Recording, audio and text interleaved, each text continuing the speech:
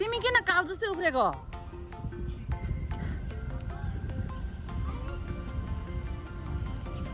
Music of अब हामी चाहिँ यहाँनिर गाडीमै जानुपर्ने रहेछ देसा काउ फार्ममा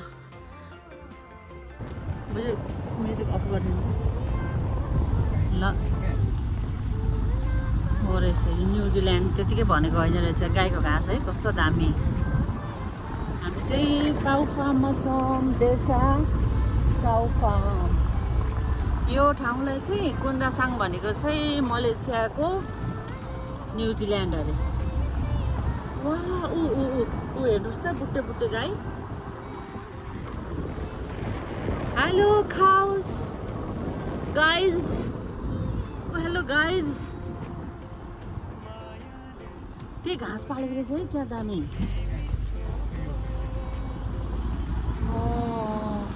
भिडियो बनाउँछु होला हौ देसा काउ फार्मको मात्रै आज भिडियो बनाएर लगाइदिइहाल्छु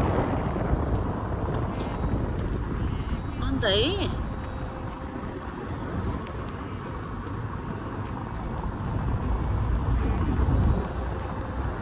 फार्म 3 अरे यो त उज्यालो दिनमा आए त साह्रै मजा आउँथ्यो होला हुस्सु राखेर त्यसका बाजे गाईको गोठहरू रहेछ नि त उता कत्रो ठुल्ठुलो हो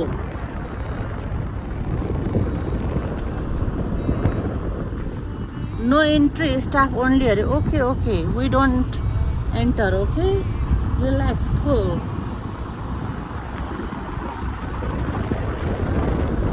त्यसका बाजे काउ हेर्नु आएको त अनि सबै उ यस्तो छ हेर्नुहोस् त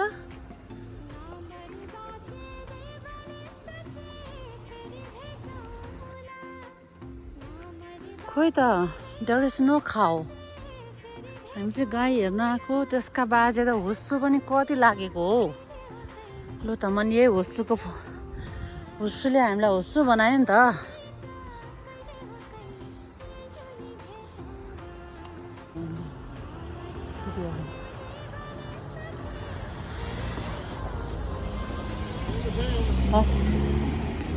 फेरि अलिक तलसम्म जानुपर्छ भनेर म नि गाडी नै चढेँ नि मिस्टर लिम्बूको फरारीमा हेलो मिस्टर लिम्बू के हेर्न आएको हो गाई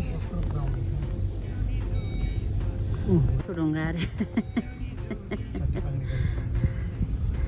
देसा डेरी फार्म मासु यताबाट रहेछ गेलुवर एक्जिट उतापट्टिबाट कस्तो राम्रो घाम लाग्दा त क्या दामी आउँछ होला यहाँ त फोटोहरू वाउ यसलाई वाउ भन्छु कि वाउ ओहो ओहो चिज किन्नु पाउँछ भने त म त चिज किनेर लान्छु होटलमा बसेर खान्छु चिज आई बाई चिज डेसा क्याफे ए ओके वाउ यस्तो रहेछ नि त wow I love I like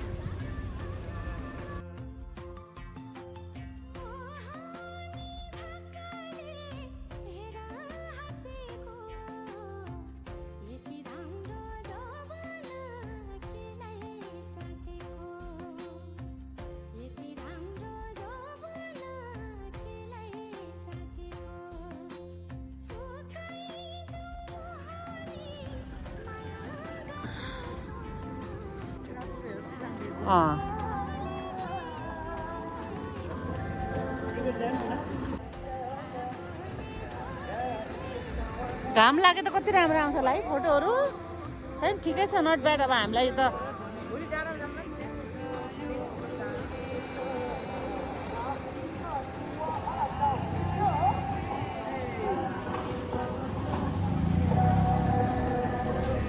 यहाँ जेलाटो आइसक्रिम पाउँदो रहेछ we by an it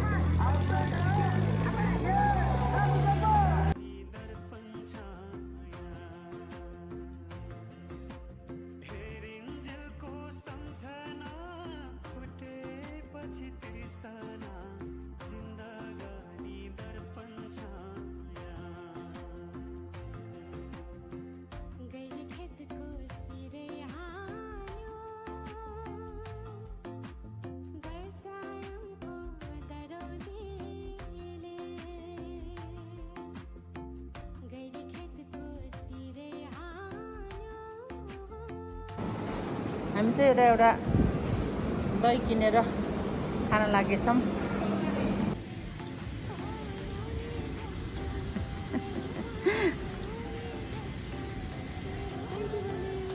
You are welcome, दिदी। देसा अरे वी अल्सो लभ देसा। फर्स्ट टाइम आएको राम्रो रहेछ, आनन्द हुने ठाउँ।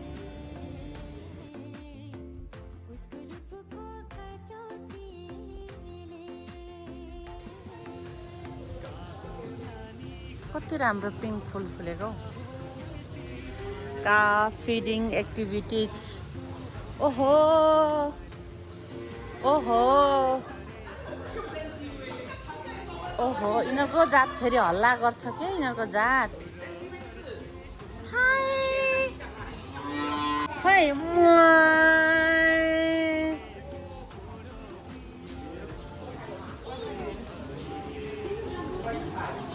पुस गरेर यसले खाइदिनु रहेछ कि सबै। हेर्न पुस गरेको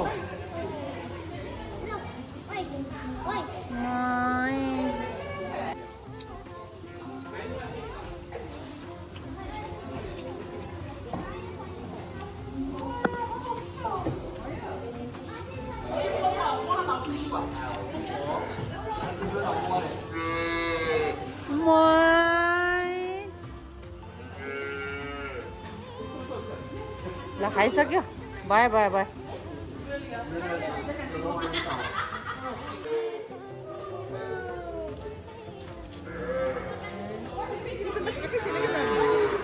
पेट हेर न, पेट अगाएको छ नि त्यसको। यसको पेट टाँसिएको छ कि, पेट टाँसिएको हेर्नुपर्छ। बाठिलो ठेलेको तँलाई बदमास।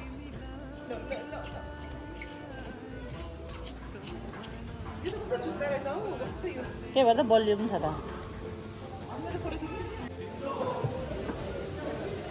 आमामा कति ठुल्ठुलो बाख्राहरू है त। ओहो, यसको त सिङ पनि कस्तो खालको, हेयर पनि कस्तो खालको।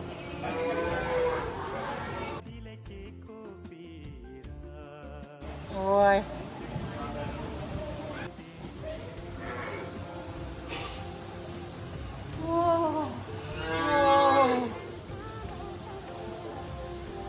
यस्तो रहेछ नि त। Animal feeding session morning 8 AM to 12 PM, afternoon 1:30 to 4:30 PM। अनि feeding for calf goat grass यति यति। ए मिल्क ए लोग्न।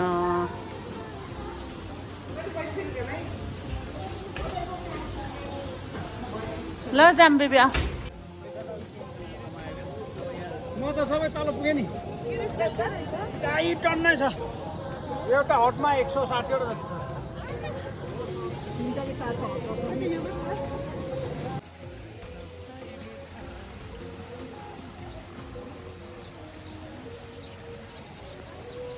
त्यति ऊ लाग्छ।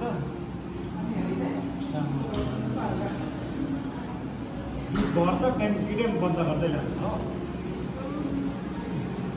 माथिबाट हाल्दैछ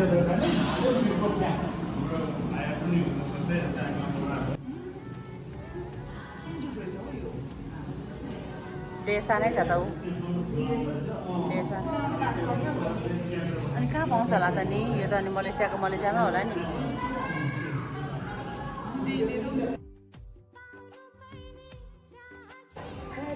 ल ल हिँड्नु। अब हामी चाहिँ फार्मबाट निस्केर जाँदैछौँ। By by by by.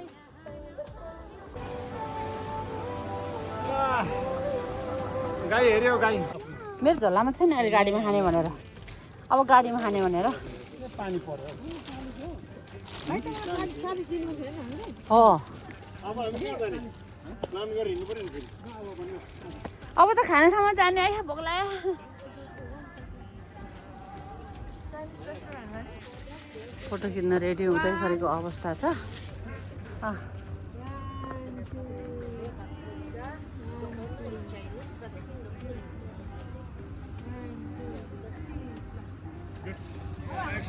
अब हाम्रो पालो। यतिकै राखिदिनु। ठिकै छ। हजुर ठिकै छ। पर्दैन म काट्छु।